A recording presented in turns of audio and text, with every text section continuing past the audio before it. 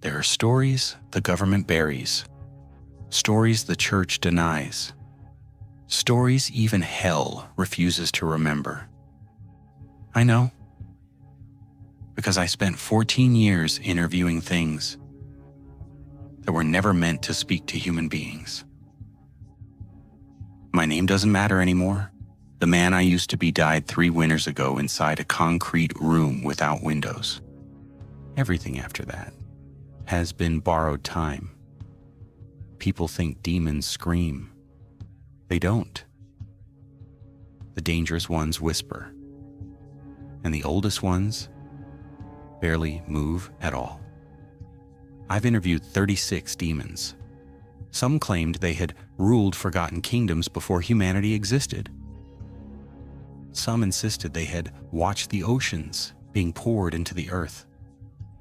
Others laughed whenever someone mentioned heaven. Most of them lied. That was the rule. Demons lie. Always.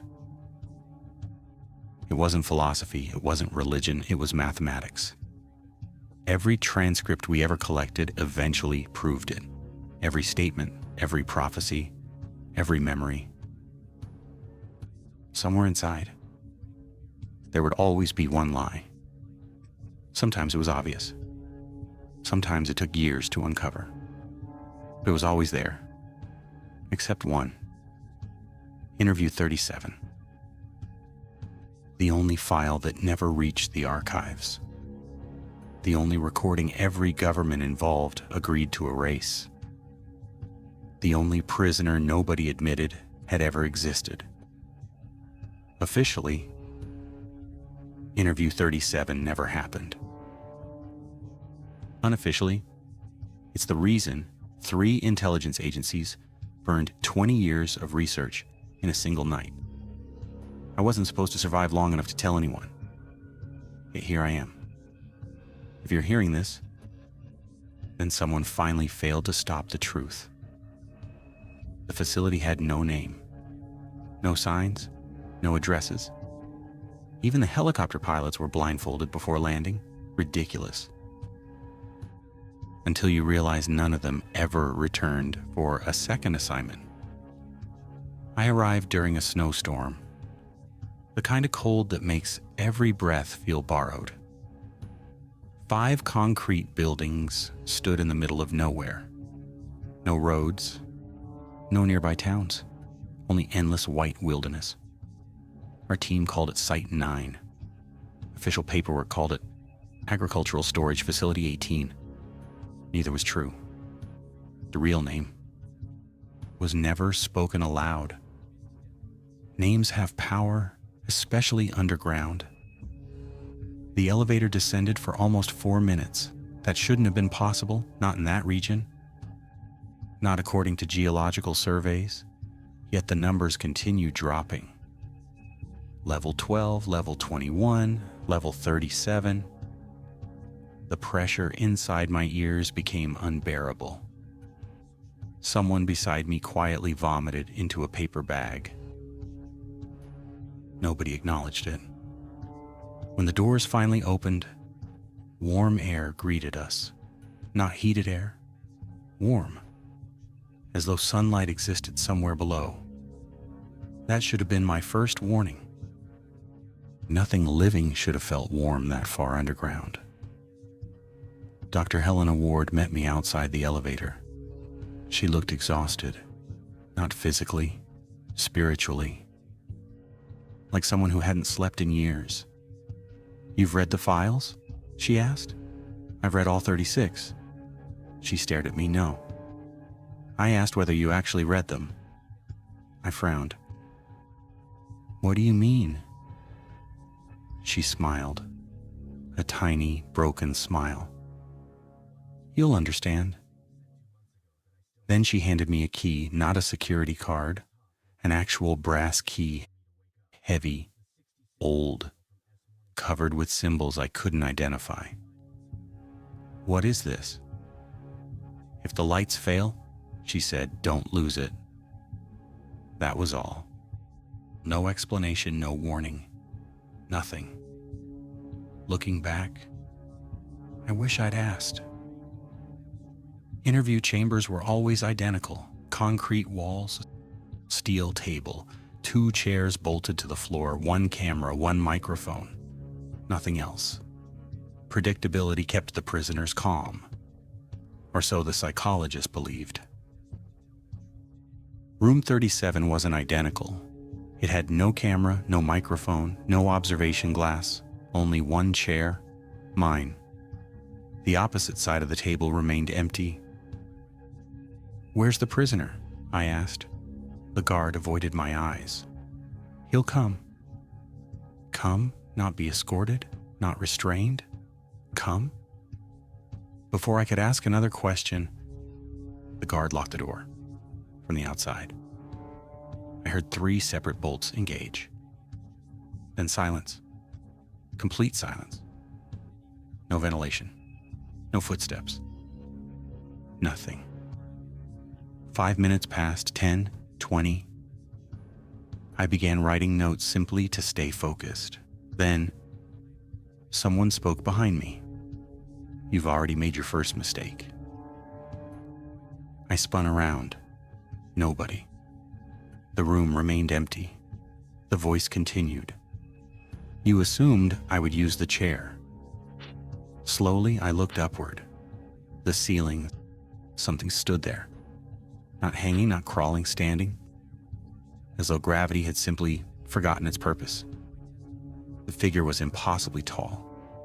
His black robe flowed upward instead of downward.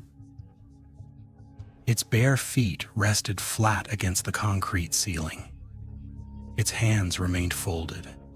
Its face looked painfully ordinary. An elderly man.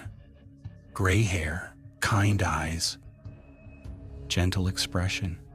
Nothing monstrous, nothing demonic, nothing except the eyes. They reflected no light, not darkness, absence. Like 2 empty places where reality refused to exist. Every survival instinct inside me screamed to run. Instead, training took over. I opened my notebook. "What should I call you?" The old man smiled. "I've had many names. I need one. So do humans." Silence, then he spoke. "The first language your species ever heard had no names." I wrote the sentence exactly as he said it. "What do others call you?" "They called me messenger." "Messenger of who?" He looked directly into my eyes, and for the first time, gravity changed. The room suddenly felt sideways. My stomach lurched. The walls seemed to breathe. Then he answered. "I carried the first command Lucifer ever gave." A cold wave spread through my body. "You're saying you served Satan?" "No." His smile grew slightly wider. "I served him before humans started calling him Satan." The pen slipped from my fingers. Because for the first time in 14 years, I believed a demon might not be lying. The pen remained on the floor. Neither of us moved to pick it up. For several seconds, the only sound inside the room was my own heartbeat. I finally leaned forward. "You expect me to believe you've existed since before Lucifer became Satan?" "I expect nothing."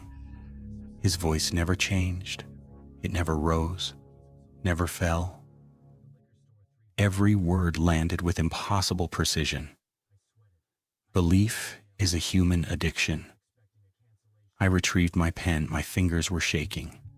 Not from fear, from something worse. Recognition.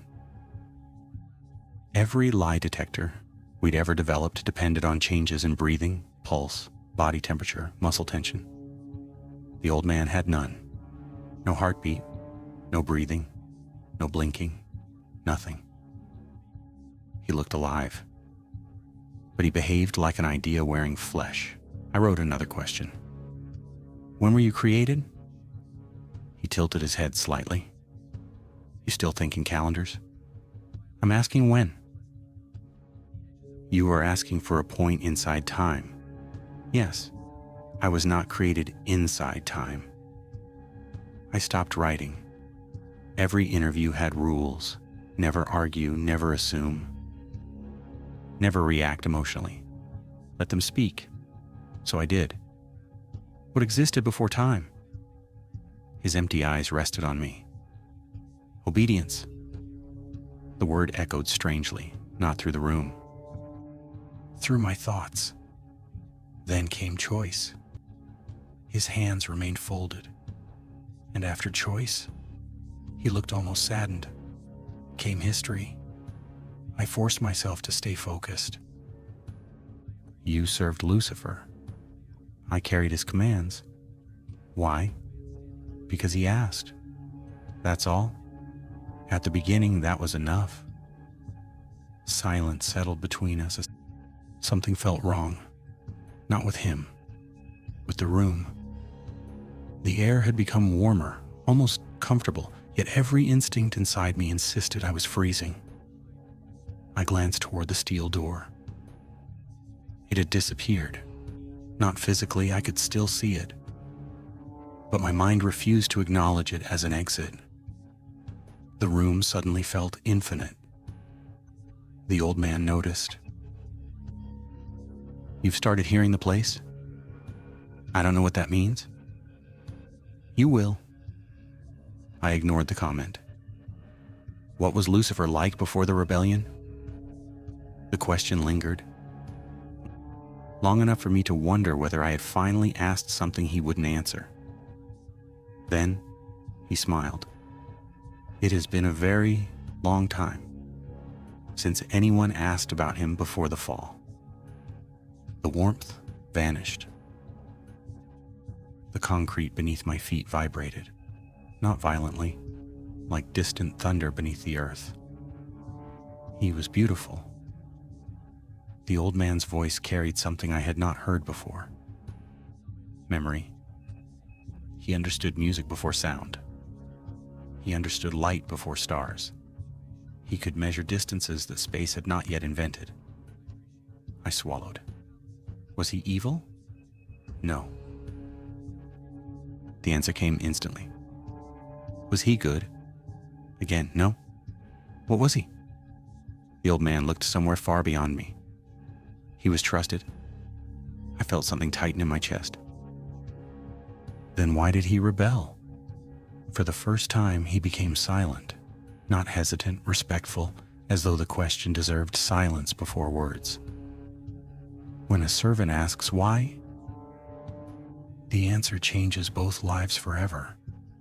That's not an answer. No, it is a warning. The room trembled again. This time, the lights flickered. Once. Twice. Then darkness swallowed everything. Complete darkness. I couldn't even see my own hands. Training took over. Do not move. Do not speak. Wait for emergency lighting. Nothing happened. No lights, no alarms, only silence. Then, I remembered the brass key. Dr. Helena's words echoed inside my mind. If the lights fail, don't lose it. My hand reached into my pocket. The key was still there. The moment my fingers touched the cold brass, someone whispered beside my ear. You listened. It wasn't the old man. This voice was female, weak, terrified. I've been waiting for someone to bring it back. Every muscle in my body locked. Slowly,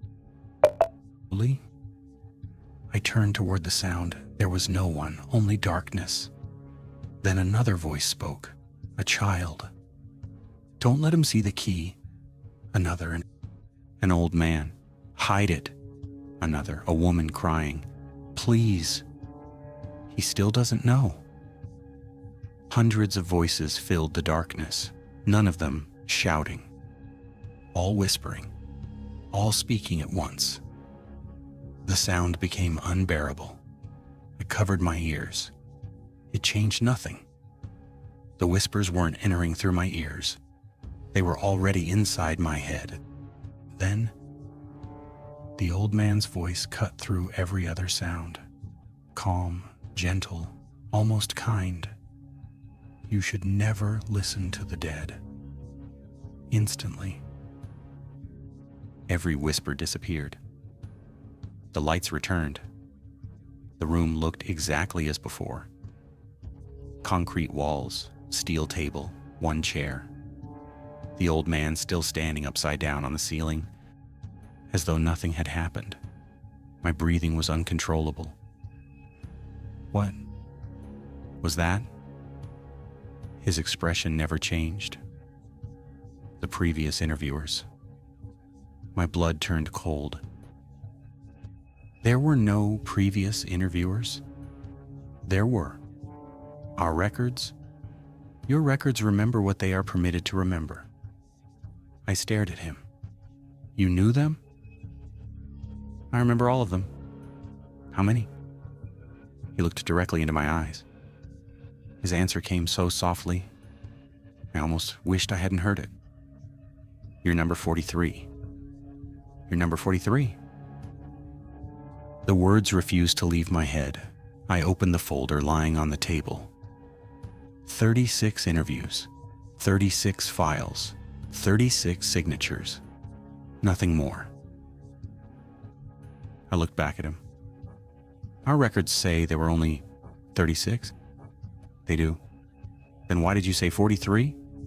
Because 7 were erased. By who?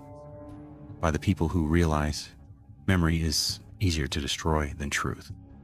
I stared at him. No one can erase an interview. They didn't erase the interviews. They erased the interviewers. The room became perfectly still. What do you mean? They erased every trace they had ever existed? I searched his face for the slightest hint of deception. There wasn't one. You expect me to believe 7 people simply disappeared? I expect you to discover why. I flipped through the documents again. Every page, every date, every signature, nothing unusual. Until I reached interview 21.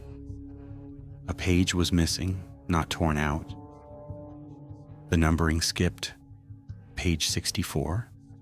Then, page 66. I frowned. I had studied these files for weeks. How had I never noticed? I checked another file. Interview 9. Again, a missing page. Then interview 14. Another missing page. My breathing slowed, not because I was calming down, because my mind had begun assembling something it didn't want to understand. Those pages, they weren't missing yesterday. The old man nodded. They were. You've only just become capable of seeing it. I looked up sharply. That's impossible. So is standing on a ceiling. I forced the conversation forward. Who erased them? The same people who built this place. The Foundation? They have called themselves many things. They fear knowledge. They fear certainty even more. They believed forgetting would protect them. Did it? For a while. The old man slowly unfolded his hands. It was the first movement he had made since entering the room. His palms were covered with scars, not cuts, symbols. Thousands of tiny marks burned into flesh that looked older than mountains. What happened to your hands? I carried messages. I don't understand. Every command leaves a mark. He turned one hand toward me. The scars shifted. Not on the skin, beneath it, as though something alive moved under every symbol. I couldn't look away. What language is that? The first one. I've never seen it. You have. When? In dreams you forgot before waking. A sharp pain shot through my temple. Without warning, a memory surfaced.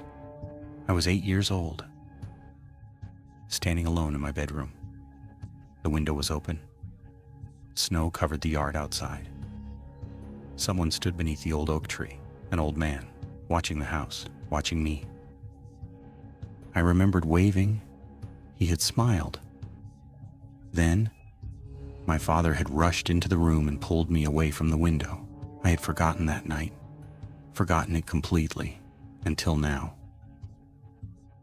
The pain disappeared. I looked at him.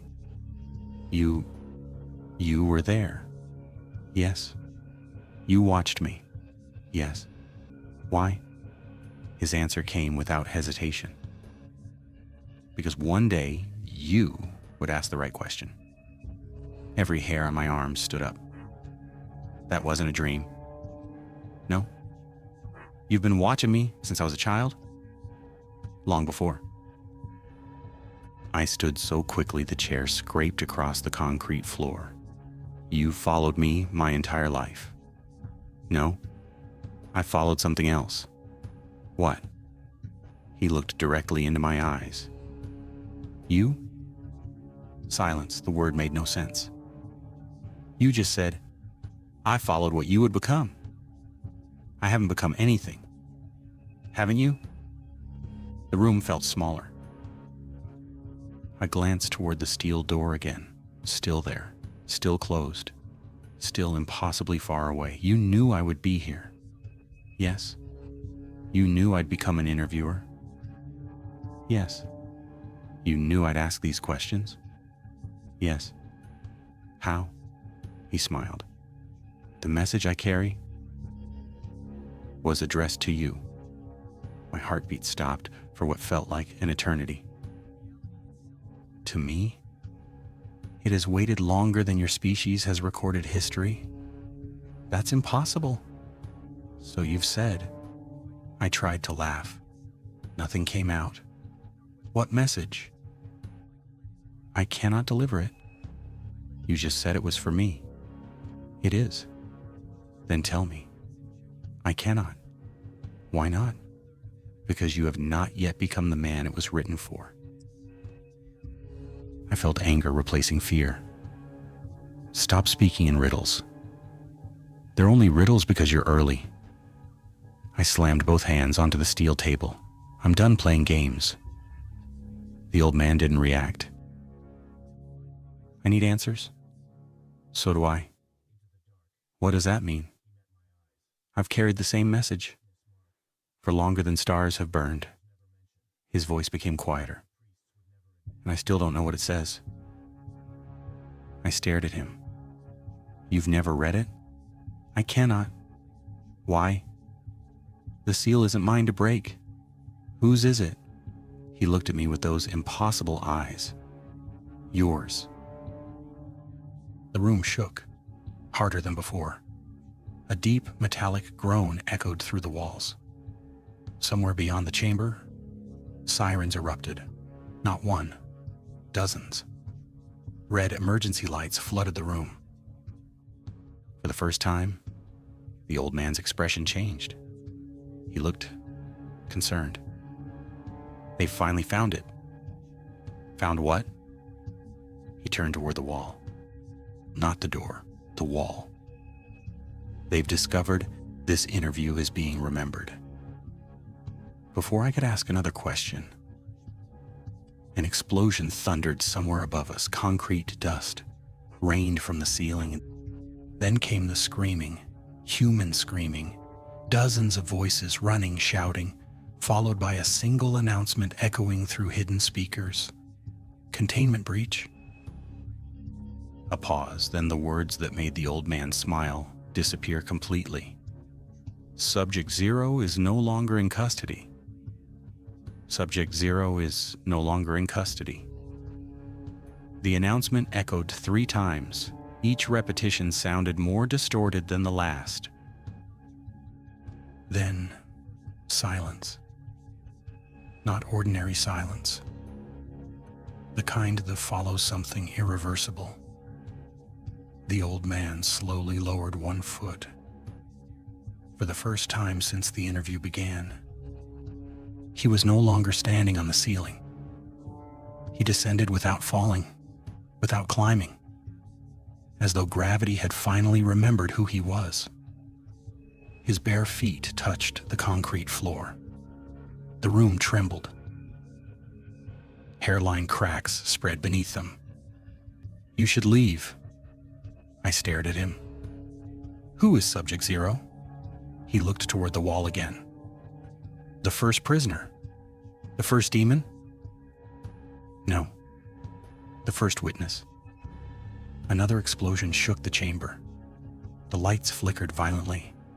Somewhere outside, automatic gunfire erupted, short bursts.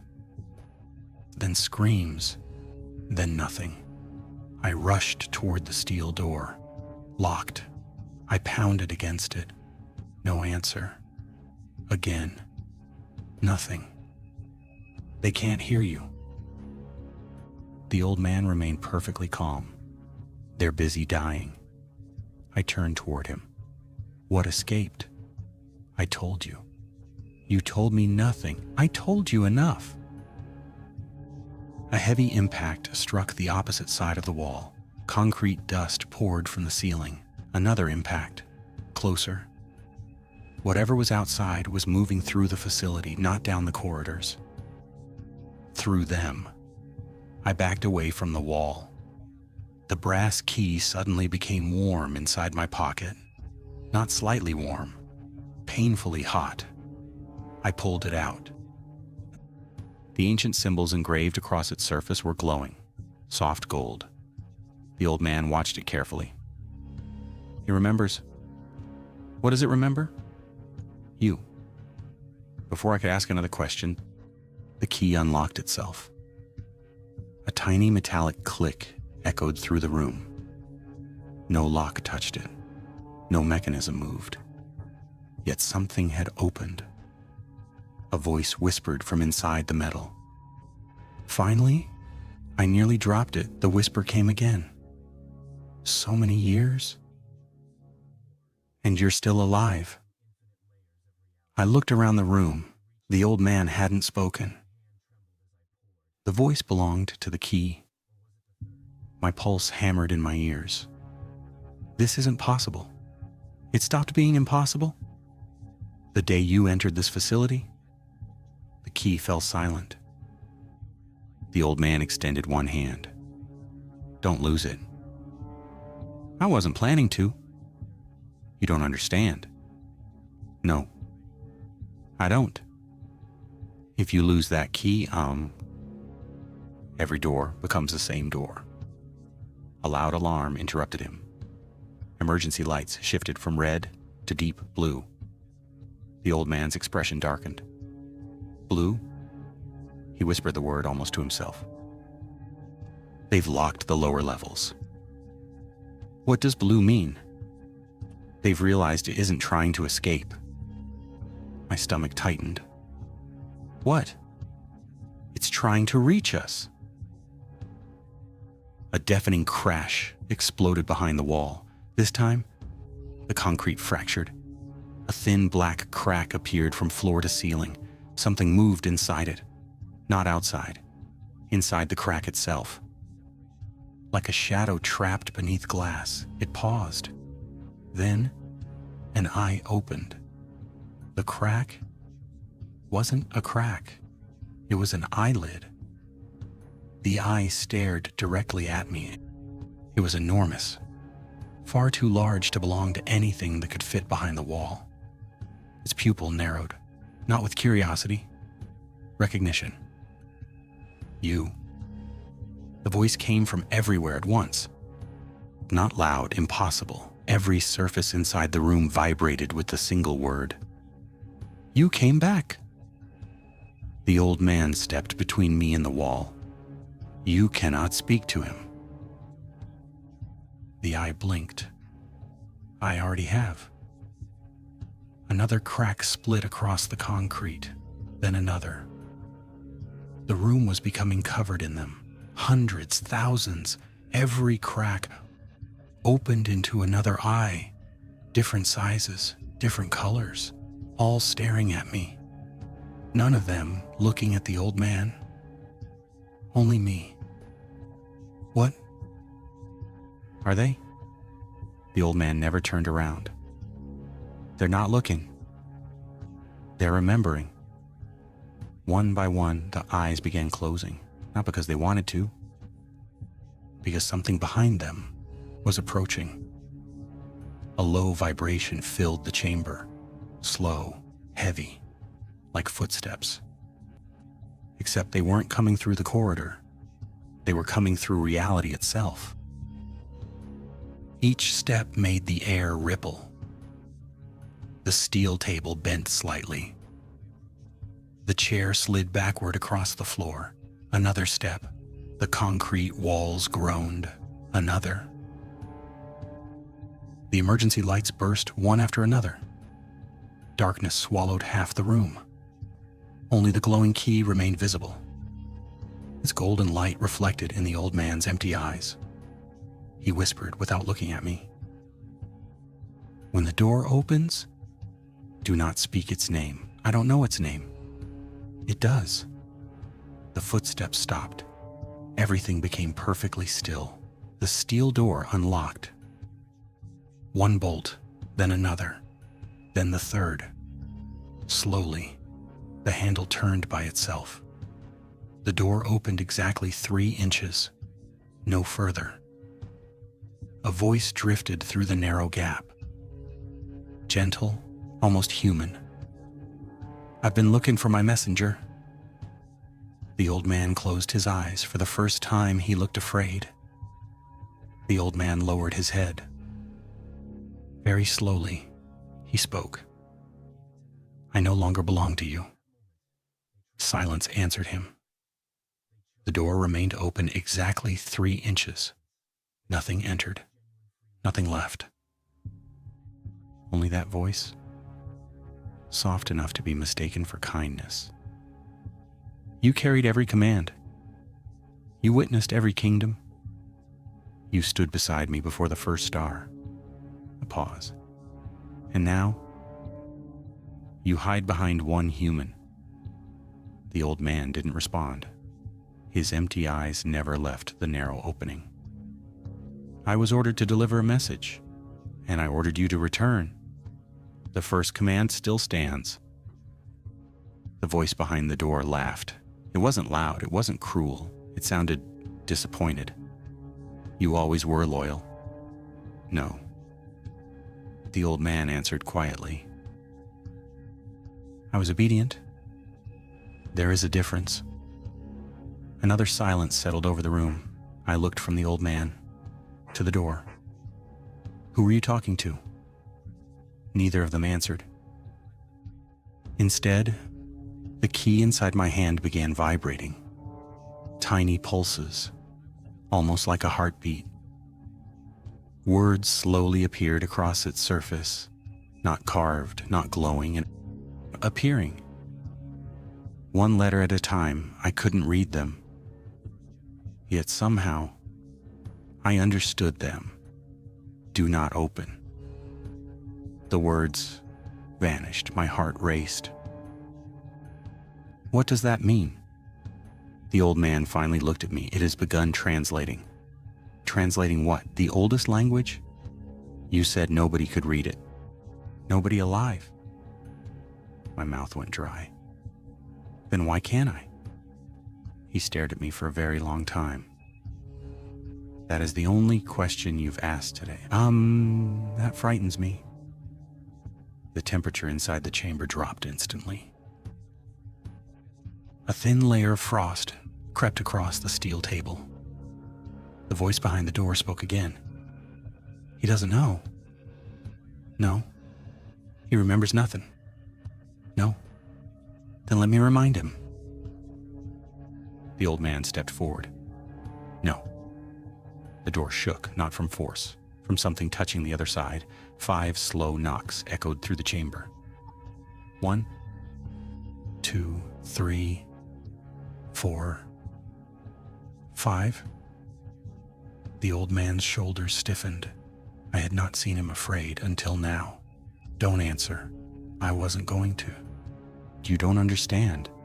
I know. Every answer is permission. The knocking stopped. A deep breath came from the other side of the door.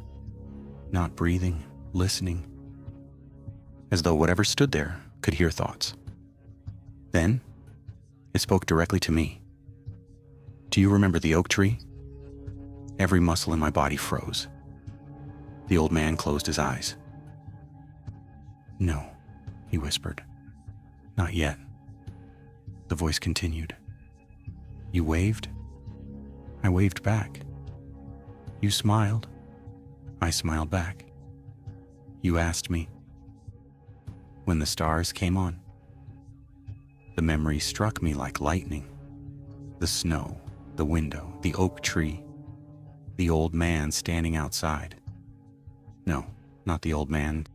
Someone else, someone much taller, standing behind the tree, watching both of us. I had never noticed him until now. My knees weakened. "There were two of you?" The old man said nothing. The voice behind the door answered instead. "At last, you remember." The room suddenly felt different, not physically, historically, as though something forgotten had just returned to the world. The key burned brighter. Another sentence appeared. "The message is almost yours." It vanished before I could read it twice. I looked at the old man. "What message?" He spoke so softly, I almost missed it. "The one I have carried since the day heaven became divided." Outside the chamber, the gunfire had stopped. The alarms had stopped. Even the explosions had stopped. An impossible stillness spread through the facility. The silence wasn't peaceful. It was empty, like every living thing had disappeared.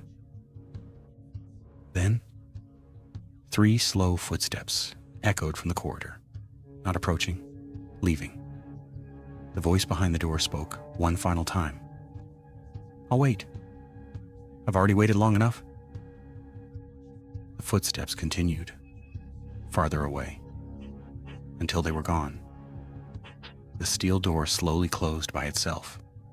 One bolt locked, then another, then the third. The chamber was sealed once again. For nearly a full minute, neither of us spoke. Finally, the old man turned toward me. "The interview can begin now." I stared at him in disbelief. "It hasn't already?" "No." "What have we been doing?" He folded his scarred hands together. "You've only been proving that you're the one I've been waiting to answer. You've only been proving that you're the one I've been waiting to answer." I couldn't speak. Every question I had prepared, every protocol, every page inside my notebook suddenly felt meaningless. I slowly sat back down. "So, this is the interview?" The old man nodded. "At last." I looked at the empty pages before me. What should I ask first? He smiled. "The first question? I've already asked hundreds." "No, you've asked about me. The interview begins when you ask about him."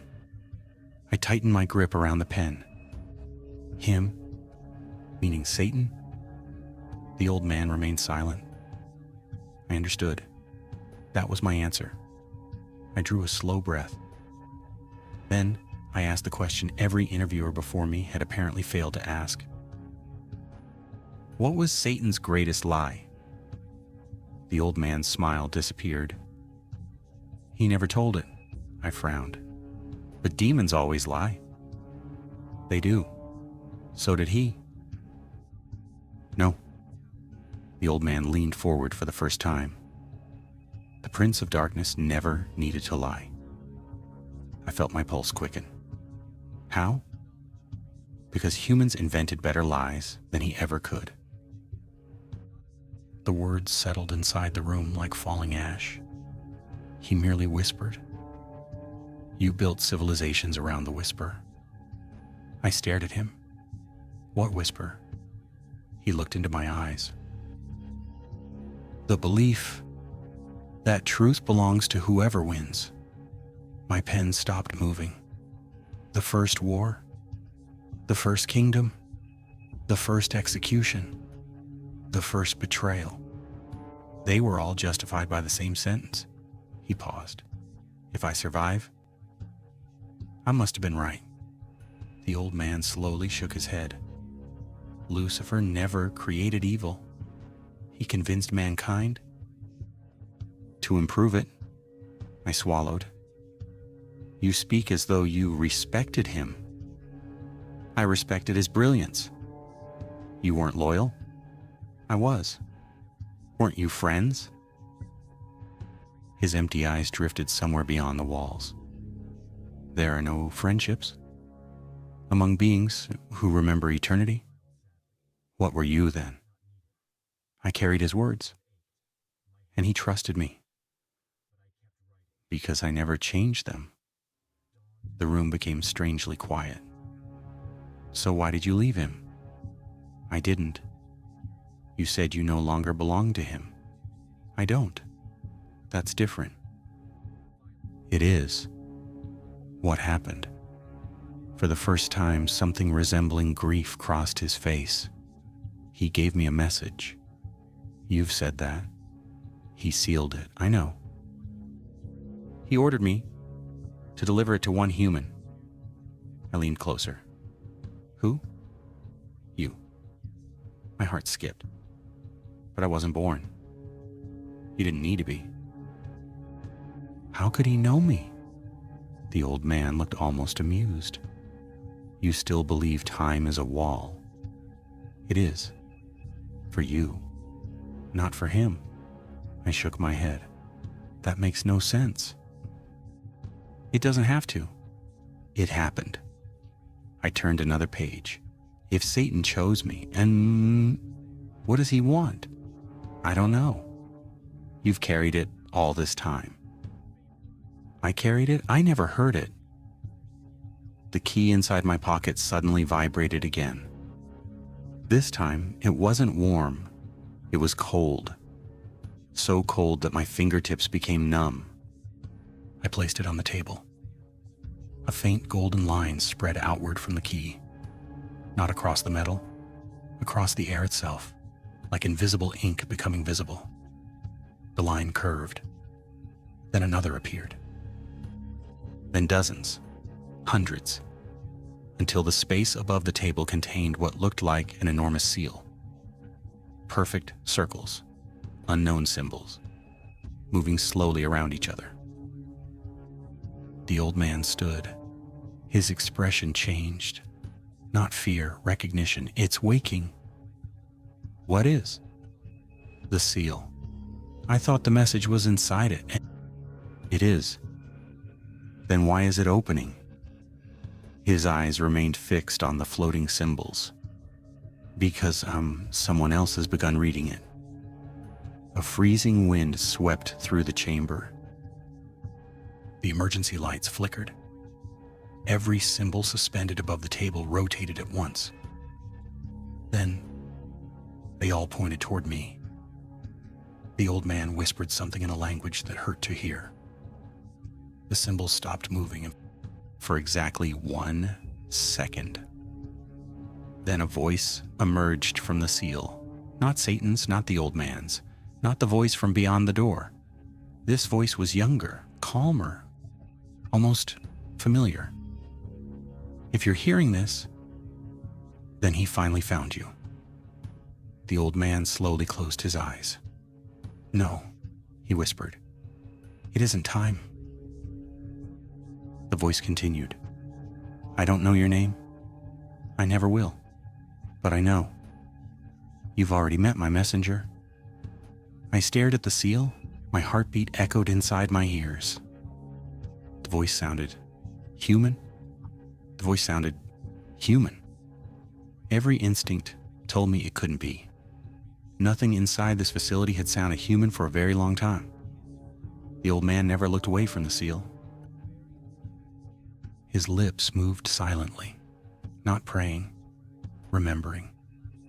The voice continued. If he's standing beside you, then you've already survived longer than anyone before you. I looked at the old man. You knew this voice? He answered without hesitation. Yes. Who is it? I cannot tell you. Why? Because hearing the answer before the message ends would change the message itself. The floating symbols began rotating again, slower this time, as if every movement required unimaginable effort. The voice spoke once more. You probably believe you're interviewing him. A pause. You aren't. The words settled heavily inside my chest. He's interviewing you. I looked at the old man. He said nothing. His silence confirmed everything. The voice continued. Every question you've asked has already become part of the judgment. I felt my pulse racing. Judgment? The old man finally spoke. I never choose who receives the message. I only decide whether they're capable of hearing it. The room fell silent. I stared at him. So every answer, every conversation was a test. Yes. And if I fail? He looked directly into my eyes. The seal closes forever. What happens then? I continue carrying it. For how long? His empty eyes reflected the glowing symbols. As long as eternity continues. The words struck harder than I expected. For the first time, I pitied him, not feared him, pitied him. You've carried one message since before history. Yes. You've never opened it. No. You've never questioned it. I questioned it countless times. And my questions were never part of the command. The seal brightened. The unknown voice returned. If you've reached this point, then you've already discovered something. Satan never trusted armies. He never trusted kingdoms. He never trusted demons. He trusted one messenger. I looked at the old man. Why only one? The answer came from him this time. Because truth changes every time it passes through another mouth. So he chose you? No. He chose obedience. The chamber trembled, not violently, gently, like something vast had awakened beneath the floor. The glowing key lifted from the table. No one touched it. It floated toward the old man. He refused to take it. It belongs to you now. The key stopped in midair, waiting. I reached out slowly. The instant my fingers closed around it, the scars covering the old man's hands began glowing. One by one, thousands of ancient symbols illuminated beneath his skin. He looked down at them. After what seemed like ages, he smiled, not with relief, with sadness. It remembers me. What does? The burden. I frowned. What burden? The price of carrying words that are not your own. The room suddenly became warmer. Not the unnatural warmth from before. This felt alive. For the first time since entering the underground facility, I could smell something. Rain. Fresh rain. Impossible. We were miles beneath solid rock. The scent grew stronger. Then I heard it. A single drop of water, another. Tiny droplets began falling from the ceiling. They landed on the steel table, the concrete floor, the old man's robe. He slowly extended one hand. A single drop landed in his palm. He stared at it for several seconds, then whispered, I haven't seen rain since Eden. The words barely left his lips when the entire facility lost power, complete darkness, no emergency lights, no glowing seal, no floating symbols, nothing. Only the key remained visible. Its golden light barely illuminated my hands. Then, I heard breathing. Not mine. Not the old man's. Someone else. Standing inside the room, very close. Close enough that I could hear every slow inhale, every deliberate exhale. The old man spoke into the darkness. You ignored the boundary. A new voice answered, cold, calm, ancient. I ignored nothing. You invited him. I accepted. I tightened my grip on the glowing key. I thought the door was locked. The new voice laughed quietly. It was. A long silence followed. Then, the old man asked a question. The first question I had ever heard him ask anyone. Why are you here? The answer came immediately. I've come to hear my message. The silence remained, long enough for me to wonder if the interview had finally ended. The old messenger never looked away from the darkness. His breathing was steady. His hands no longer trembled. For the first time, he looked like someone who had been waiting, not hiding. Then, the darkness answered. You've delayed me. The voice wasn't loud. It simply existed like gravity, like time. The old messenger bowed his head. I delayed no one. You've delayed yourself. I obeyed. You obeyed the command, but not the reason. The old messenger remained silent. I finally found my voice. Who are you? The darkness ignored me. Instead, it spoke to the messenger. How many years? The old messenger answered without hesitation. 4,012. And every day, you carried the burden. Yes. And every day, you hoped the witness would never arrive. A long silence followed.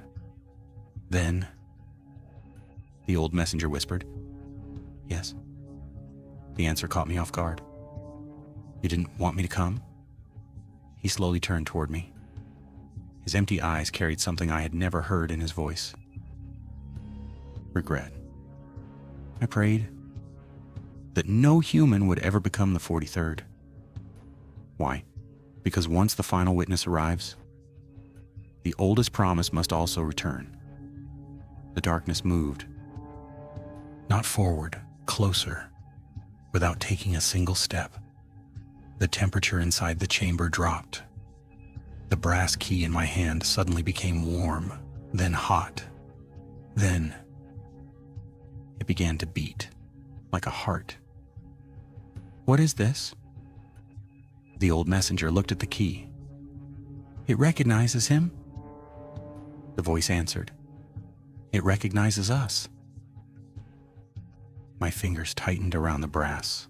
Symbols I hadn't noticed before slowly appeared across its surface. Ancient markings, worn away by thousands of years. Until now, the old messenger stared at them. I thought they were gone. They were sleeping, the voice replied, as was the witness. A sharp pain exploded behind my eyes.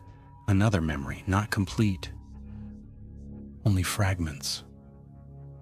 A long corridor, stone walls, torches burning without fire, someone walking beside me, not the messenger, someone taller, someone whose face refused to exist inside memory. Only one sentence remained. When the last question is asked, return the key. The memory disappeared. I stumbled backward. I've seen this place. No. The old messenger answered quietly. You remembered it. I looked at him. What does that mean? It means this isn't your first interview. The room became impossibly still. No, I shook my head. I've never met you before. You haven't? Then how? You interviewed someone else. My heartbeat quickened. Who? The messenger slowly closed his eyes. The first prisoner. A cold wave spread through my body. There was no first prisoner. There was. Every record begins with interview 1. He nodded. Every record that survived. I felt my throat tighten. What happened? The messenger looked toward the darkness. He asked the wrong question. And? He received the right answer? I frowned. Isn't that what everyone wants? The old messenger's expression changed. No. It never is. The darkness spoke again. He asked to know the end. He was shown the beginning, and his mind couldn't survive the difference. Silence, I struggled to breathe. Who was he? Neither answered. Instead, the key began glowing brighter. The symbols across its surface rearranged themselves, not randomly, into letters, not English, not Latin, not Hebrew, a language I had never learned. Yet somehow, I could read every word. Only 4. The first witness failed. My heart stopped. The old messenger looked away. I hoped you would never see that. I stared at the glowing letters. What happened to him? The messenger whispered. He believed that Lucifer was the first to ask questions. The darkness answered immediately. He wasn't. Every instinct inside me screamed to ask the next question. I couldn't stop myself. If Satan wasn't the first, then who was? The darkness remained silent. The old messenger slowly fell to one knee. For the first time since the interview began, fear crossed his face. Not fear of me, not fear of death. Fear that I had asked the one question he had spent 4,000 years hoping no witness would ever ask. The old messenger closed his eyes. His lips moved. Not in prayer, in memory. The darkness finally answered. The first question was never asked by Lucifer. A long silence followed. It was asked by the first messenger. The old man's head lowered even further. I warned you. No, the voice replied. You feared this moment. I carried the command. You carried the silence. I stared between them. What are you talking about? The old messenger slowly stood. His voice had become almost unrecognizable, not because it was louder, because it was no longer tired. Before Lucifer questioned the throne, someone questioned the messenger. I frowned. Who? The old messenger looked directly at me. The one who carried the first command. You? No, I was the second. Every thought in my mind came to a halt. The second... What? The second messenger. The chamber trembled. Not violently, as if the walls themselves had remembered something they were never meant to keep. The darkness continued. The first messenger carried only one sentence. He was forbidden to ask why. I looked at the old messenger. But he did. No, he asked something far worse. What? The old messenger's empty eyes slowly filled with sorrow. He asked whether truth needed a messenger at all. The silence that followed felt endless. I whispered, What happened to him? The darkness answered, He fulfilled his purpose. And then he disappeared. Died? No. Destroyed? No. Then where did he go? The voice became impossibly quiet. He became the first witness. A sharp pain exploded behind my eyes. Another memory surfaced. Not mine, not entirely. A vast hall of white stone. Countless beings standing in absolute silence, one figure walking away. Not toward darkness, toward humanity. His face blurred the moment I tried to focus on it. Only one sentence remained clear. Someone must remember.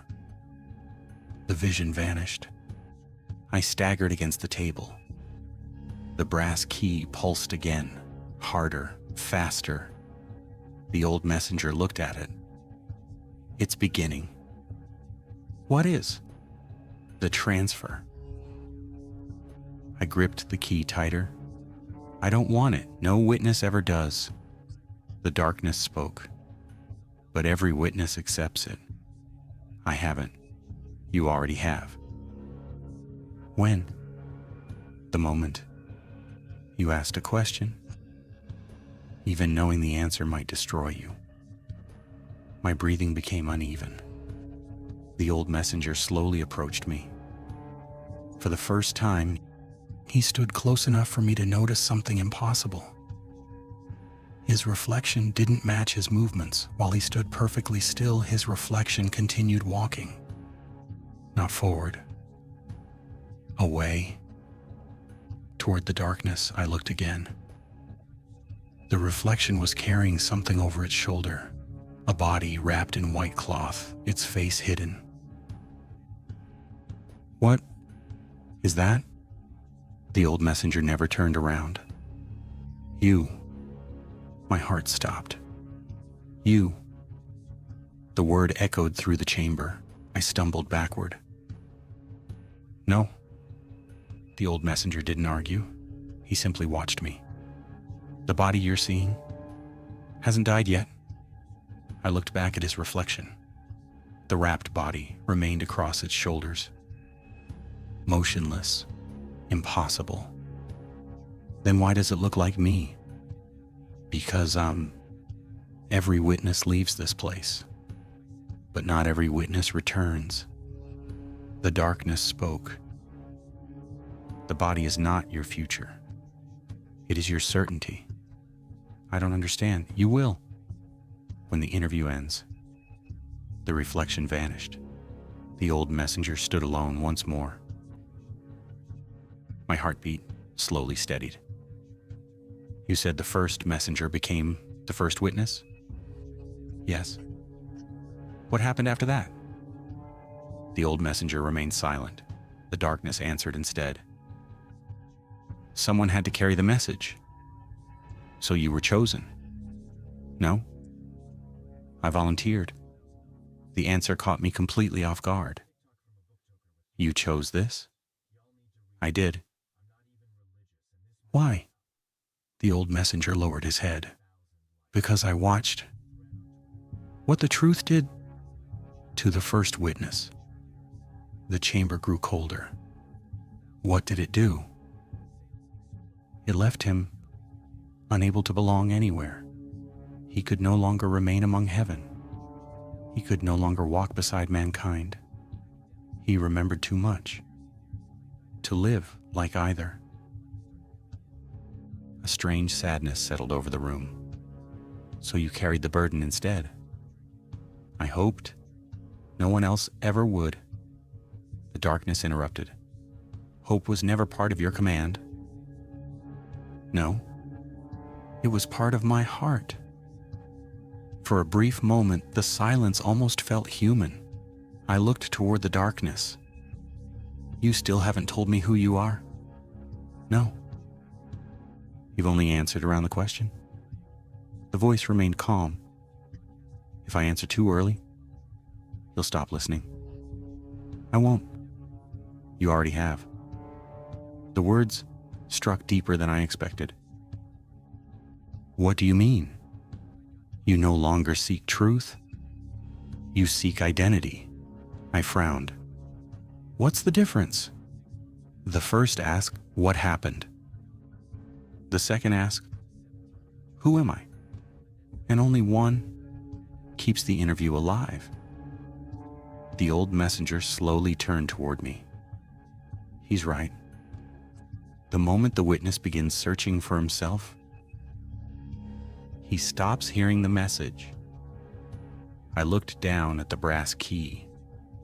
It had changed again. The ancient symbols no longer covered its surface.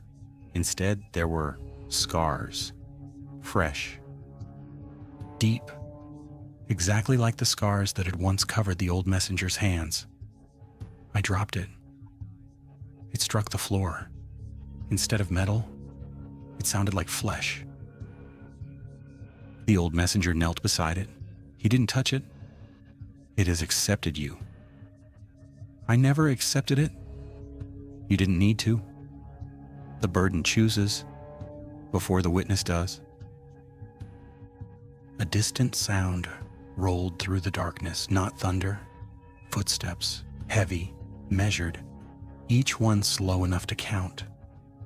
One, silence, another, closer, another. The old messenger's expression changed. For the first time, I saw genuine fear. He wasn't supposed to come. I looked toward the darkness. Who? The old messenger whispered. The one who gave Lucifer his final message. The footsteps stopped. Everything became still. Then, a hand emerged from the darkness, not reaching toward me, toward the old messenger, ancient, scarred, burned, yet unmistakably alive. The old messenger stared at it. His voice broke into a whisper. I buried you. A second voice answered.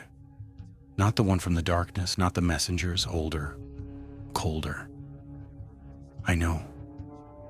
The chamber trembled. The brass key cracked down its center. And for the very first time, the darkness itself began to bleed. The darkness itself began to bleed. Not red, not black, silver. The liquid fell upward, defying every law I understood. The ancient hand slowly withdrew. But the wound in the darkness remained. The old messenger took one slow step back. His voice was almost inaudible. He crossed the boundary. Without permission, the older voice answered. There are no boundaries anymore. The chamber shook, not with violence, with recognition, as though the room itself knew who had arrived. I looked into the bleeding darkness. Who are you? No answer. Instead, another step, then another. A figure emerged, wrapped in a robe older than the messenger's. Its surface looked burned, as though every thread had survived a fire that consumed worlds. His face remained hidden beneath a deep hood. Only his hands could be seen. Both were covered with scars, not dozens. Thousands. Each scar looked older than history itself. The old messenger lowered his head. I watched you disappear. The hooded figure replied quietly. You watched what I wanted you to see. My heart pounded. The first messenger. The hooded figure slowly nodded. That is the name history gave me. The old messenger looked genuinely shaken. You became the first witness. I became the first silence. A chill spread through my body. The first silence? The figure turned toward me. When truth first entered creation, creation rejected it. So someone had to carry what could not yet be spoken. The brass key split apart completely. Half remained in my hand. The other half floated toward the hooded figure. It stopped inches from his palm. He never touched it. It remembers, he whispered. The old messenger closed his eyes. I kept it from you. You kept it for him. The hooded figure looked at me. Do you know why Satan never searched for the message? I shook my head. He already heard it. Silence. Every thought inside me stopped. What? The hooded figure continued. He heard it before mankind existed? Then why did he rebel? The hooded figure's answer came without hesitation. He didn't reject the truth. He rejected, waiting for it. The old messenger looked at me. Lucifer wanted mankind to hear the truth immediately. He believed they should choose without ignorance. The hooded figure nodded, and heaven refused. They believed truth without wisdom would destroy every soul. The chamber fell silent again. For the first time, the rebellion made terrifying sense, not as hatred, as disagreement. I whispered, so the war was never about power. The hooded figure slowly raised his eyes. It never was. It was about timing. A memory burst into my mind. The prisoner's words. Interview 12. The witness is still alive. He hadn't been threatening me. He had been waiting. Everything suddenly connected. Every interview, every missing file, every erased witness, every impossible coincidence. They had all been protecting the same moment. The old messenger looked toward the hooded figure. Why reveal this now? The answer came softly. Because, he asked the right question. The silver blood stopped flowing. The wound in the darkness slowly closed. The hooded figure took one final step toward me. For the first time, I saw beneath the hood. There was no face. Only light, living light. It hurt to look at, not because it was bright, because every memory I possessed tried to kneel before it. He extended one scarred hand, not toward the key, toward me. If you take one more step, you stop being an interviewer. You become the final witness. You become the final witness. His hand remained suspended before me, neither demanding nor inviting, only waiting. I looked at the old messenger. He hadn't moved. His empty eyes never left the hooded figure. You knew he would return. The old messenger nodded. I prayed he wouldn't. The hooded figure lowered his hand. You still pray. I still hope. And hope has always been your weakness. No, the old messenger whispered. It became my humanity. Silence, the hooded figure slowly turned toward me. Do you know why he feared this meeting? I shook my head. He feared, that you would forgive Lucifer. My heartbeat stopped. What? The old messenger looked at me. I never feared forgiveness. I feared misunderstanding. The hooded figure nodded. Then tell him. The old messenger closed his eyes.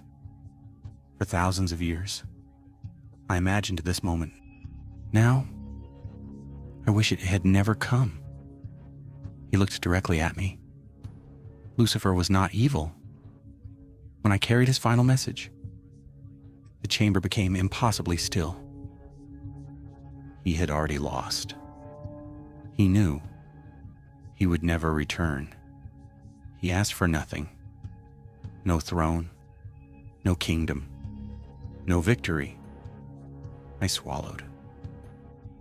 What did he ask for? The old messenger's voice trembled. One interview. I stared at him. With who? With mankind. He wanted One human soul. To hear everything? No lies, no fear, no manipulation, only truth. I looked toward the hooded figure, and heaven refused. The hooded figure answered quietly. They believed mankind wasn't ready, so the message was sealed. Yes, and you carried it. The old messenger nodded. For 4,000 years. A sharp pain struck behind my eyes. Interview 12. Interview 21. Interview 34. Every prisoner had spoken the same sentence before their execution. Is the witness ready? They had never been talking about themselves. They had been talking about me. The hooded figure stepped closer. The interview was delayed, not canceled.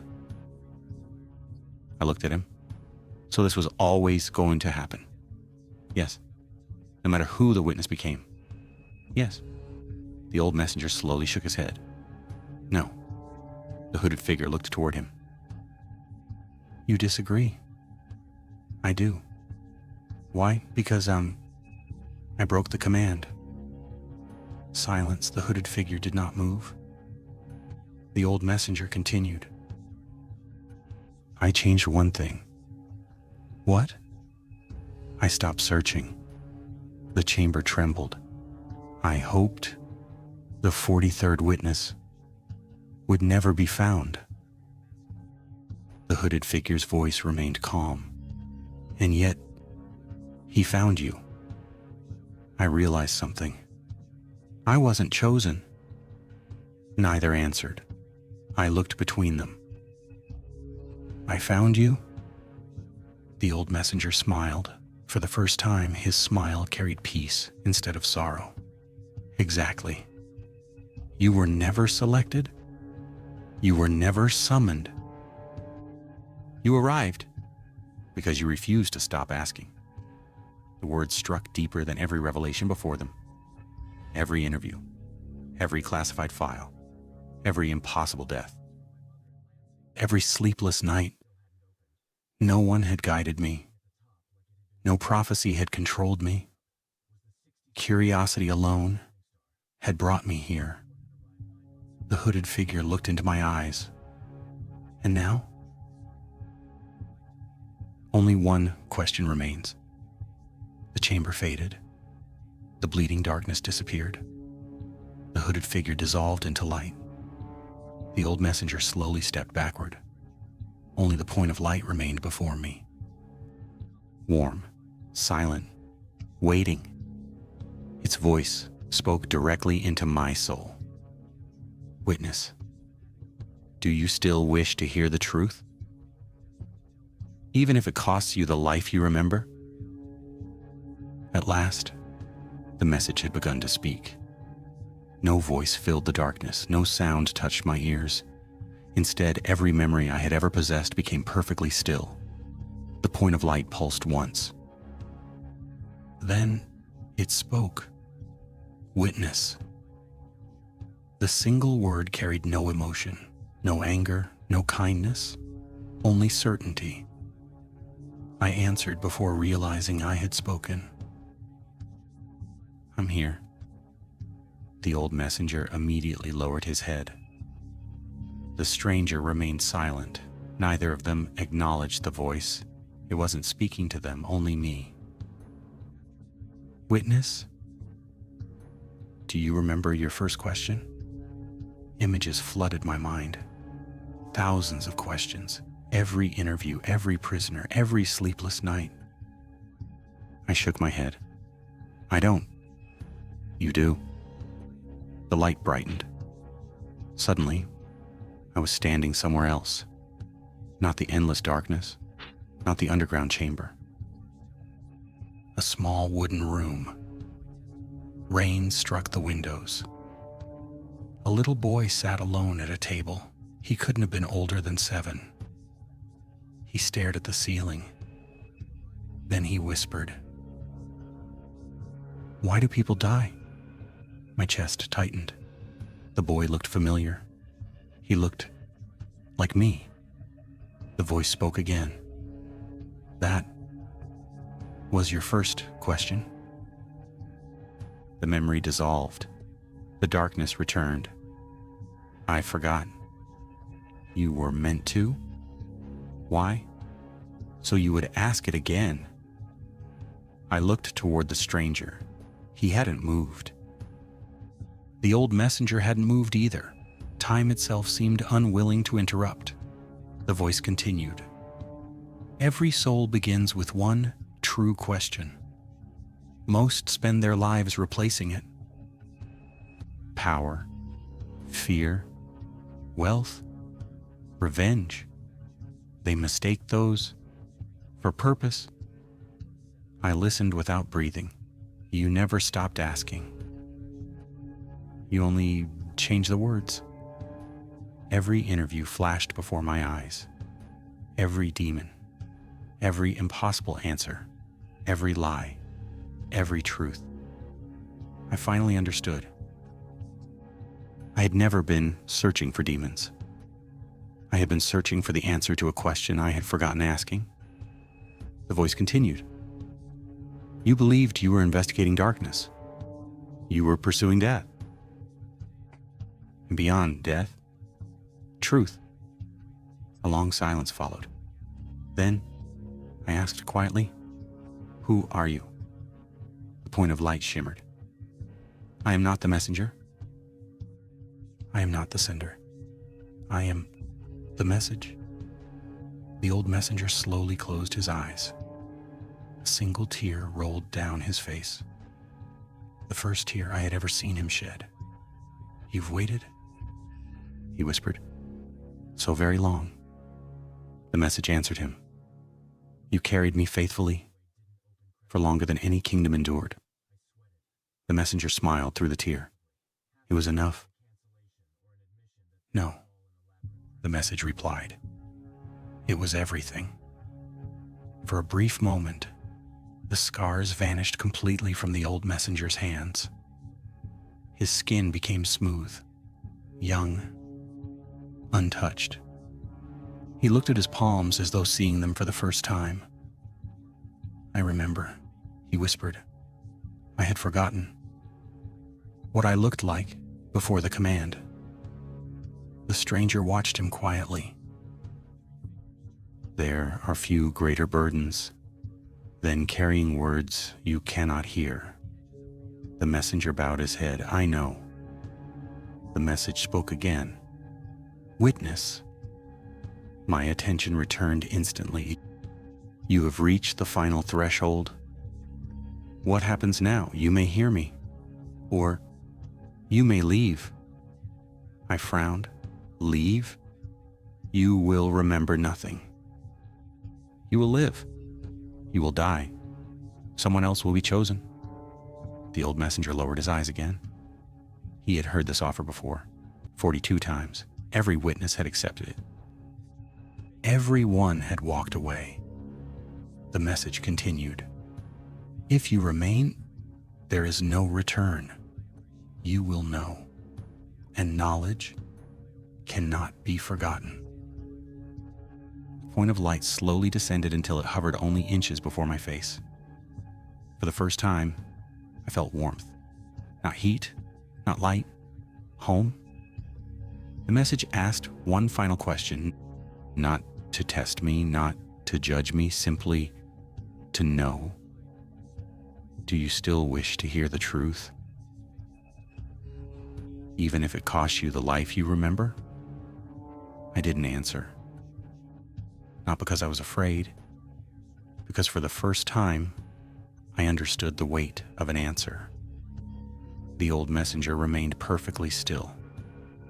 The stranger watched me without expectation. Neither of them tried to persuade me. The choice had always belonged to the witness. I looked at the point of light. If I hear it, will I become like him? I nodded toward the old messenger. The message answered, no. Then what will I become? You. The one you have always been. I frowned. I don't understand. You remember yourself. As a beginning. You are about to remember. As a continuation. The words settled into the silence. I looked down at my hands. They were trembling, not with fear. Recognition? Small fragments of memory began returning, not images, feelings. Waiting, watching, searching. A lifetime that wasn't measured in years, but in questions. I raised my eyes. What happens to the messenger? The old man answered this time. My command ends. And then, I go home. The words struck me harder than anything else. Home. He hadn't said heaven. He hadn't said hell, only home. Where is home? A gentle smile crossed his face. The place where no message needs a messenger. The point of light pulsed once. Witness. The choice cannot wait. I drew a slow breath. I've spent my entire life chasing the truth. I won't stop now. The old messenger closed his eyes. The stranger lowered his head. The point of light expanded. Then here. The darkness disappeared. So did the doorway. So did the messenger. So did the stranger. There was only light, endless, silent, living light. No horizon, no sky, no stars. Only presence. Then I heard the message, not with my ears, with everything I was. It wasn't a sentence, it wasn't a prophecy, it wasn't a warning, it was a single truth, a truth so simple. I understood why it had remained sealed since before history. The moment I understood it, I forgot every human language. Every word dissolved. Names vanished, time vanished. Even the idea of death ceased to exist. For one impossible moment, I saw reality without explanation, without belief, without fear. Then, the light withdrew, language returned, memory returned, the endless darkness returned. I fell to my knees. Tears streamed down my face, not because I was in pain, because I finally understood why every witness before me had refused. The old messenger stood quietly beside me. You heard it? I nodded. I did. He searched my face. Anne? I tried to speak. No words came. Every sentence felt too small, every language too weak. The stranger stepped closer. Can mankind bear it?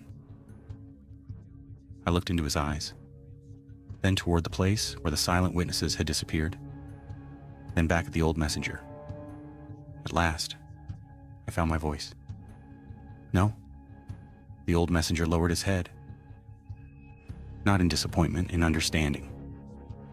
You've reached the same answer. I slowly stood. No. His empty eyes met mine. They refused to speak. Because they feared humanity. I refuse. Because humanity would never believe me. Silence, the stranger smiled. For the first time, and it reached his eyes. The interview is complete. The interview is complete. No. The word left my mouth before I realized I had spoken. The stranger looked at me. You disagree? I do. Why? I looked toward the old messenger. I still have questions. The old messenger smiled faintly. You always will. No. I shook my head. I have questions about you. The messenger's expression changed, not with fear, with surprise. About me? Yes. I know what the message is. I know why you carried it, but I still don't know who you are. The stranger remained silent. The old messenger lowered his eyes. I told you. I was a messenger. No, that was your duty. I'm asking who you were before the command.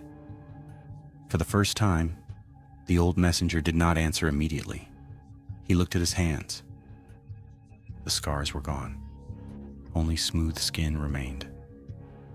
I haven't heard that question for a very long time. He closed his eyes. So long that I almost forgot my own answer. The darkness around us shifted, not violently, like an old memory waking. I wasn't created to carry messages. His voice had changed. It sounded lighter, younger. I was created, to listen. I frowned. Listen to what?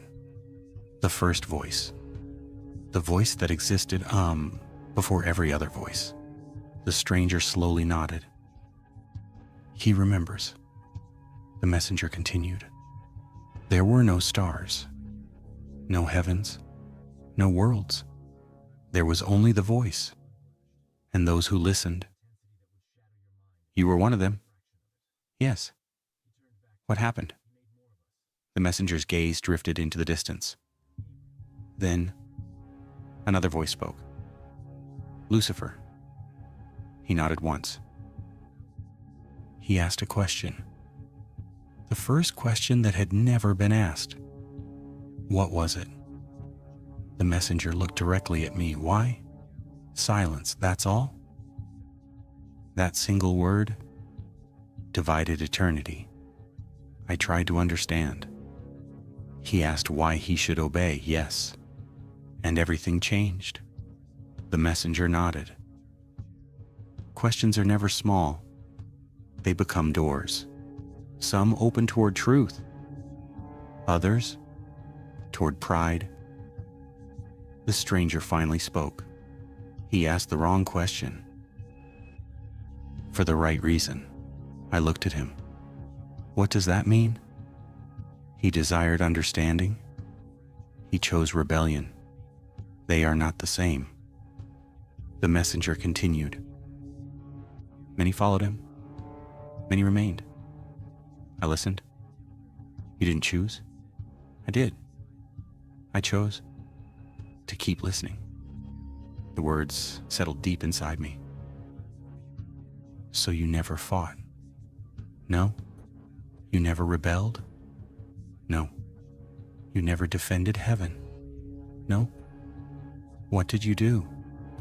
The messenger smiled sadly. I remembered every word. I felt a chill. You became history. No. I became its witness. The stranger looked toward me. That's why he was chosen. He could carry words without changing them. I thought back to every interview, every answer, every impossible statement. None of it had mattered as much as this. So Satan trusted him? Because he never altered a message. Yes. And heaven trusted him. For the same reason. The stranger nodded. For a time, I looked between them. Then why did they separate? Neither answered. The silence lasted so long. I wondered if they wouldn't. Finally, the messenger whispered, because one day, I carried a message that neither side wanted spoken. The darkness trembled. The stranger slowly closed his eyes. You were never meant to tell him that. I know. You've changed. I have. The stranger looked at me. The interview isn't over after all. The old messenger met my eyes. His voice was almost a whisper. The message you heard wasn't the only one I carried. The darkness around us became perfectly still. I looked at the old messenger. You carried another message? He nodded. Many, but only one. Was sealed? Why? Because only one could change a witness. I took a slow breath. Who gave you the others? The Father. and Lucifer. They both trusted you? They both trusted the message more than the messenger? The stranger smiled faintly. He still speaks like that. The old messenger lowered his eyes. It keeps pride away. Silence. I looked at the stranger. You said he was loyal? He was. You said he obeyed? He did. Then why did neither side want him to speak? The stranger answered without hesitation. Because truth belongs to no kingdom. I frowned. Not even heaven? Especially heaven. The old messenger looked at me. That is why I became alone. You can stand with truth, or with a side. Eventually, everyone must choose. I searched his face. So you chose truth. I chose the message. They are not always the same. His answer lingered in my mind. The stranger slowly began walking. Each step erased the darkness beneath his feet. In its place, a mirror-like surface appeared. He stopped. Come. I hesitated. The old messenger gave a small nod. I stepped forward. The instant my foot touched the mirrored ground, the surface rippled. Images appeared beneath it. Not reflections, memories. I saw the old messenger standing before an ocean of light. His hands were unscarred. His robe was white. His face looked impossibly young. Someone stood before him, not clearly. Only a silhouette, brighter than the light surrounding it. The silhouette spoke. Though I heard no words, I knew a command had been given. The old messenger bowed, then turned away. As he walked, the first scar appeared on his hand. Only one. The memory dissolved. Another formed, a different place. Darkness stretching farther than sight, Lucifer stood alone, not crowned, not monstrous. He looked tired, ancient. He held nothing in his hands, only silence. The old messenger approached him. Lucifer smiled. For a brief moment, there was no hatred between them. Only recognition. Lucifer spoke. Again, I heard nothing. The old messenger bowed once more. A second scar appeared on his hand. The vision faded. Another replaced it. Century after century, kingdom after kingdom, the messenger carrying words, never changing them, never keeping them, never speaking his own. Each message left another scar, until both hands were completely covered. The visions disappeared. The mirror returned to darkness. I looked at the old messenger. You gave everything away. He smiled. I kept nothing. You never had a life. I had a purpose. The stranger turned toward me, and now his purpose has ended. The old messenger looked at his empty hands. No scars, no burden, no command. For the first time, he looked uncertain. What happens to you now? I asked. He didn't answer. Instead, he looked toward the endless horizon. I don't know. I've never existed without a command. His voice carried something I had never heard before. Loneliness. The stranger watched him quietly. You fear freedom? The old messenger smiled sadly. I've forgotten how to carry it. A gentle wind crossed the darkness, somewhere far away. A bell rang once. The stranger lifted his eyes. They've noticed. Who? I asked. He looked beyond the horizon. The ones who never stopped searching. For the messenger? The old messenger's expression hardened. They cannot find me. They're no longer looking for you. The stranger's eyes slowly met mine. They're looking for the witness. They're looking for the witness. A cold silence settled between us. I looked beyond the endless horizon. At first, I saw nothing. Then, one light appeared, far away, small enough to mistake for a distant star. Another appeared beside it, then another. Soon, hundreds of lights were drifting across the darkness. They weren't floating. They were walking. Each carried the shape of a person.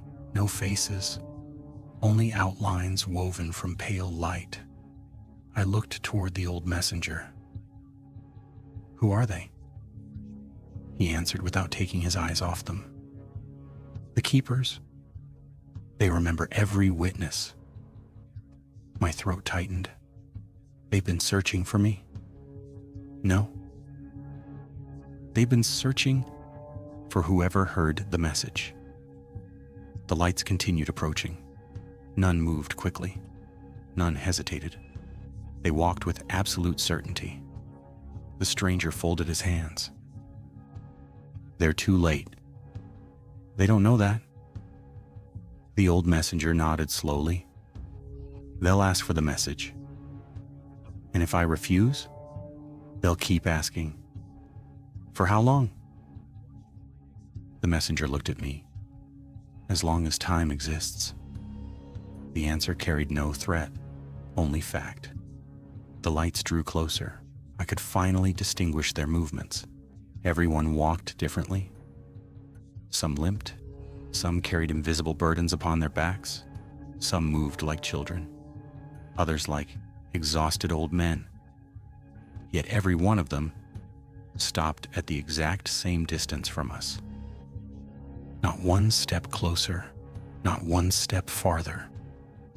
The nearest figure raised an empty hand. No face, no mouth. Yet I heard its voice. Witness. What did you hear? I remained silent. Another figure spoke. Was it hope? Another. Was it judgment? Another. Was it the end? Dozens of voices overlapped, each asking a different question, none repeating another. The old messenger whispered, "They cannot ask the same question twice." Why? Because every seeker believes the truth belongs only to them. The stranger smiled faintly. They've forgotten the first lesson. What lesson? Truth cannot be inherited. The voices continued. What did it say? Who sent it? Can we bear it? Can it save us? I closed my eyes. The message still lived inside me, perfectly clear. Yet the moment I tried to shape it into words, it dissolved, like water slipping through closed fingers. I opened my eyes again. I can't tell you. The nearest figure lowered its hand. You won't. Or you can, I answered honestly. I don't know. The old messenger looked at me. Now you understand. I carried words. You carry understanding. They are different burdens. The figures fell silent. One by one, their lights began dimming, not with disappointment, with acceptance. The nearest figure spoke once more. Then the message has chosen well. Without another word, it stepped backward. The others followed. Hundreds of lights retreated into the darkness. None argued, none pleaded, none looked back. Within moments, they were gone. I stared into the empty horizon. That's it? The stranger nodded. They came searching for words. They found a witness instead. The old messenger suddenly looked upward. His expression changed. Not fear, recognition. The interview truly is ending. I followed his gaze. The darkness above us was breaking apart, not cracking, opening beyond it. I could see the concrete ceiling of interview room 37, the steel table, the overturned chair, the notebook I had left behind. The underground chamber had never disappeared. I had. The old messenger smiled. "It is time for you to return." I looked at him. "And you?" He glanced toward the opening, then back at me. "My road ends where yours begins." The stranger stepped away into the darkness. His outline slowly dissolved. Before disappearing completely, he spoke one final sentence. "Remember, the hardest truth to carry is the one no one else can hear." The opening above us widened. The old messenger took one slow step backward. For the first time since I met him, his empty eyes reflected light. Real light. Warm light. He looked at me and smiled. Then he quietly said, "Goodbye, witness." "Goodbye, witness." The old messenger stepped backward, not into darkness, into light. The moment it touched him, his robe dissolved into countless streams of gold. Not burning, unfolding. The years left him one by one. The weariness disappeared from his face. The silence he had carried for eternity finally lifted. He looked younger with every step. Not because time was reversing, because the burden was gone. He smiled, a peaceful smile. The kind worn by someone who had finally reached home. Then, he was gone. The light closed behind him. I stood alone. The stranger remained beside me. Neither of us spoke. The opening above continued widening. The concrete ceiling of interview room 37 looked impossibly close. I could see my notebook, my pen, the brass chair, everything exactly where I had left it. Except there was someone else inside the room. A man. He wore a black tactical uniform. His weapon remained lowered. He wasn't moving. He was staring at the empty chair where I had first sat. Confusion spread through me. Who is he? The stranger looked upward. He arrived after you left. Left? I never moved. You did. You simply didn't measure the distance. I watched the soldier. He suddenly raised a trembling hand toward his radio. His lips moved. Though I couldn't hear him, I knew what he was saying. Then, the sound returned. Repeat. Subject 37 is alone. The interviewer disappeared. My heart stopped. They've been looking for me. The stranger nodded. For 3 days? I turned sharply. No. I've only been here. A few hours. There is no clock where truth is spoken. I stared at the opening. The soldier was no longer alone. More armed personnel rushed into the chamber. Dr. Helena Ward entered behind them. She looked older, far older. Dark circles covered her eyes. She walked straight to the notebook, opened it, slowly turned every page, and then she froze. She had found something. What is she reading? The stranger remained silent. The opening widened again.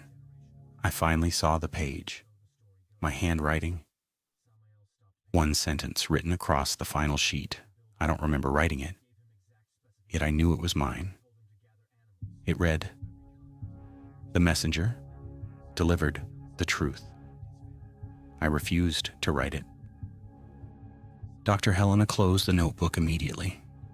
She looked around the empty room, then quietly whispered, "He's alive." One of the soldiers shook his head. "We searched every level." We found nothing. She looked back at the notebook. No? He's exactly where the message wanted him. The stranger turned toward me. She always believed? You knew her? I know everyone. Who keeps asking the first question? The opening trembled. The chamber began pulling me toward it, not violently, gently, like waking from a dream. I resisted. I still have one question. The stranger smiled. I know. You said the interview was about whether I'd tell mankind. Yes, I answered. You did. So why am I going back?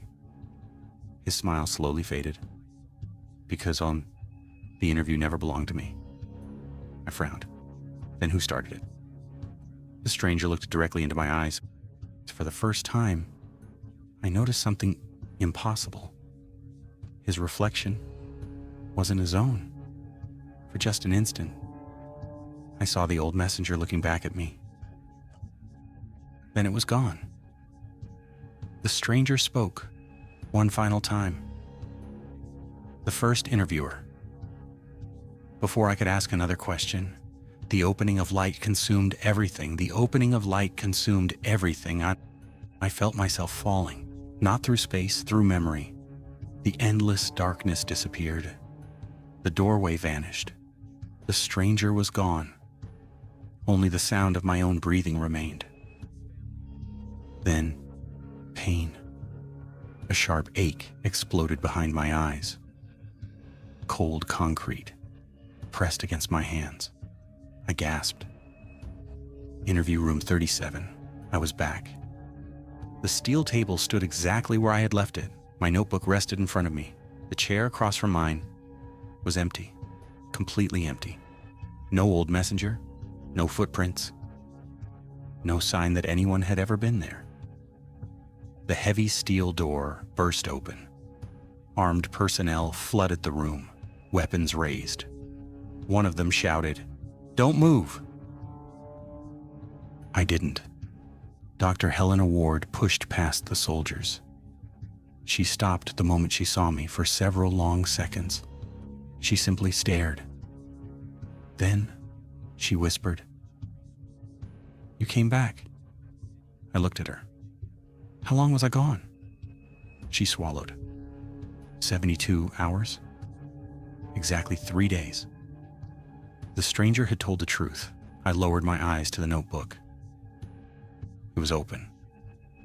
The final page still contained a single sentence. The messenger delivered the truth. I refused to write it. I touched the ink. Still wet. I didn't write this. Dr. Helena slowly shook her head. We watched you. There were no cameras. There weren't. You said there weren't. I know. She looked toward the empty chair. And yet, every few hours, your hand would move. My pulse quickened. You were writing. You never opened your eyes. You never spoke. But every page filled itself. I turned the notebook. The pages I remembered leaving blank were no longer blank. Every one contained my handwriting. Hundreds of pages, questions, answers, conversations, entire interviews. None of them looked familiar. I couldn't remember writing a single word. I flipped through them faster. Each page ended the same way. A sentence repeated over and over. The message cannot be written. Again. The message cannot be written. Again, the message cannot be written. My breathing became uneven. Dr. Helena quietly closed the notebook. We burned every copy. I hid this one. Why? She looked at me with exhausted eyes. Because I knew. One day, you'd remember. A soldier approached. Doctor, the lower levels are secure. She nodded without looking away from me. Leave us. Within moments, the room was empty. Only the two of us remained. She pulled a worn leather folder from beneath her arm. Its cover had no markings, only the number 43. She placed it on the table. I was told never to show you this. She opened it. Inside were photographs. 42 of them, one by one. She spread them across the table. Men, women, old, young, different countries, different decades. Every face carried the same expression. They all looked haunted. There, the witnesses, I whispered. She nodded. Every interviewer before you. I looked closer. 42 photographs, 42 names, 42 dates. Every file ended with the same official statement. Memory loss, psychological collapse, medical retirement. I looked up. They all survived. Yes. They all walked away. Yes. And they all forgot. She hesitated. Almost. I frowned. What do you mean? She slowly reached beneath the photographs. There was one more picture, hidden underneath the others. She placed it in front of me. Number 43. My photograph, taken 3 days earlier. Across the bottom, someone had already typed the outcome. Status witness returned. Below it, a second line. Unlike the others, it wasn't typed. It was handwritten. In ink I recognized immediately. My own. The interview is not over. The interview is not over. I stared at the handwriting. It was mine. Every curve, every letter, every hesitation, yet I had no memory of writing it. Dr. Helena slowly closed the folder. I was afraid you'd read that. You already knew? She nodded. I didn't understand it. I still don't. I looked around. Interview room 37. Everything felt smaller now. The walls, the table, even the silence. After what I had seen, the room no longer felt like a prison. It felt like an entrance. I looked toward the empty chair. He was sitting there. Dr. Helena frowned. Who? The messenger? There was never anyone in that chair. There was. He stood on the ceiling. He carried the message.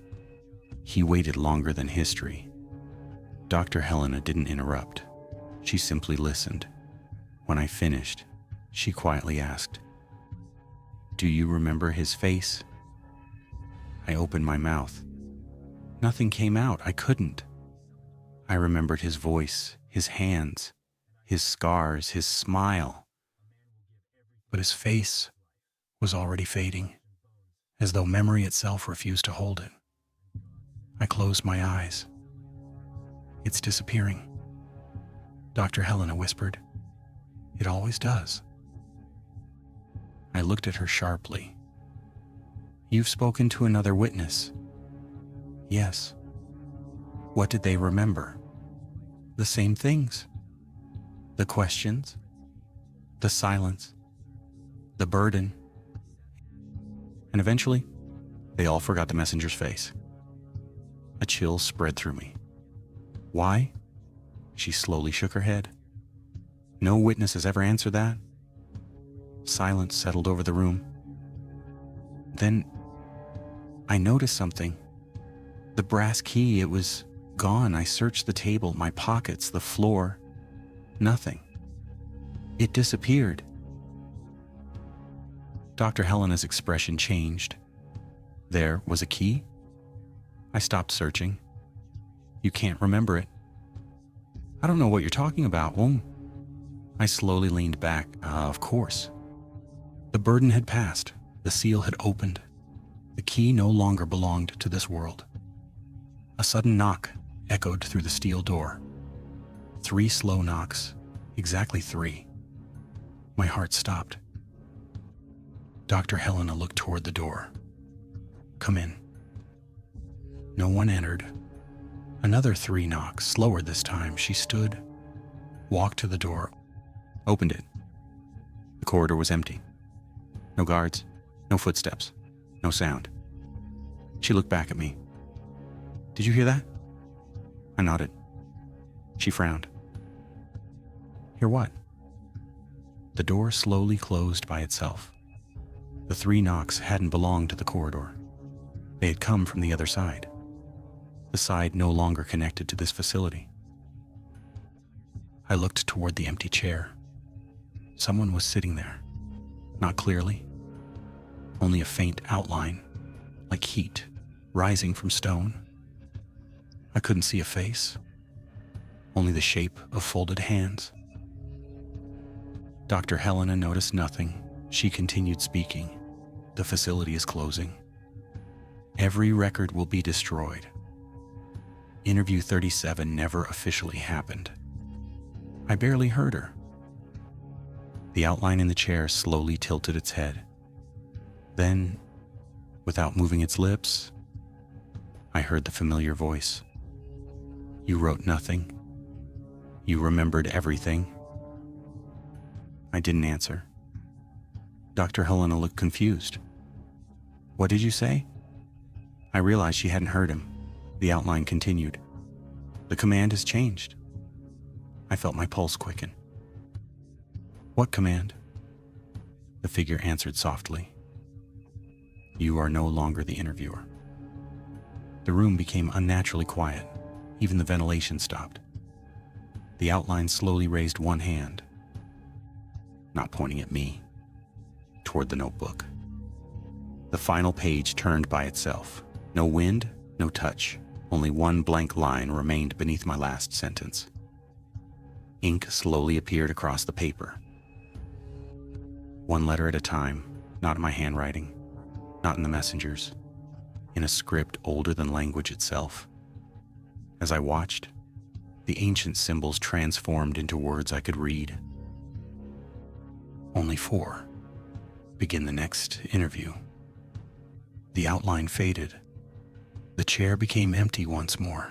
Dr. Helena looked at me. "You've gone pale?" I slowly closed the notebook. "No," I whispered. "The interview was never meant to end. The interview was never meant to end." The words echoed inside my mind long after I closed the notebook. Dr. Helena watched me carefully. "What did you see?" I looked into her tired eyes. For a long moment, I considered telling her everything, the messenger, the stranger, the seal, the truth. Instead, I remembered the message. Not its words, its weight. I slowly shook my head. "You were right." "About what?" "The message cannot be written." She lowered her eyes. "I was hoping you'd prove us wrong." Silence settled over interview room 37. The emergency lights above us flickered once, then remained steady, ordinary. For the first time in days, the room looked like nothing more than concrete and steel. The impossible had withdrawn, or so I thought. Dr. Helena picked up the folder marked 43. She hesitated. "There's one last thing." She reached into the back pocket of the folder, a sealed envelope, yellowed with age. Across the front, only 2 words had been written. "For witness." My heartbeat quickened. There wasn't an envelope before. There wasn't. She placed it in front of me. "I've opened this folder dozens of times. I've never seen it." The seal on the envelope had no wax, no glue. It simply unfolded the moment my fingers touched it. Inside, there was a single sheet of paper. Completely blank. I frowned. "There's nothing here." Dr. Helena leaned closer. "What do you mean?" It's blank? She looked at the page, then back at me. I don't see any paper. A chill spread through my body. Slowly, black ink appeared across the empty page.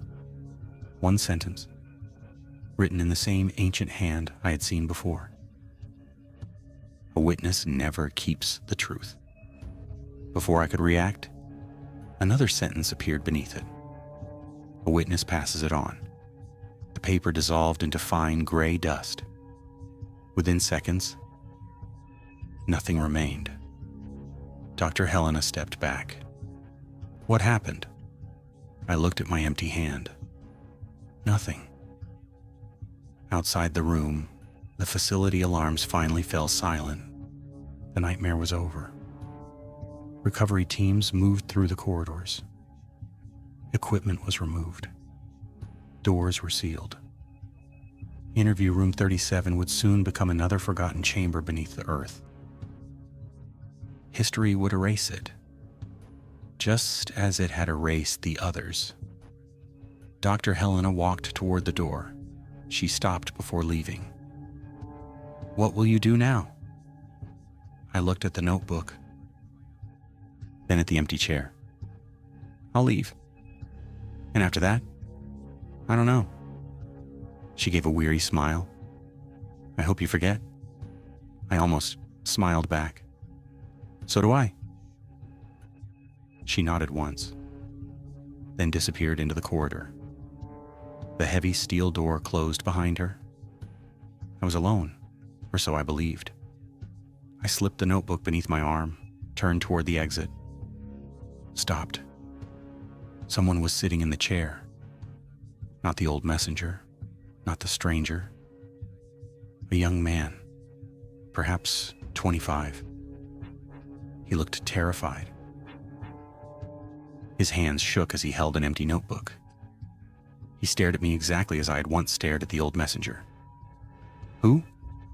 Are you? His voice trembled. I looked at him. For one impossible moment, I saw myself, not my face, my purpose. The ancient words returned. Begin the next interview? The young man swallowed. I've been told. You know the truth? I felt the weight of the unseen message. It had never belonged to me. It had only passed through me. Slowly, I walked toward the empty chair across from him. The same chair where my own interview had begun. I sat down, opened my notebook, picked up my pen. The young man took a nervous breath. What should I call you? For the first time, I understood why the old messenger had smiled. I looked into the frightened eyes of the next witness, then quietly answered, I've had many names.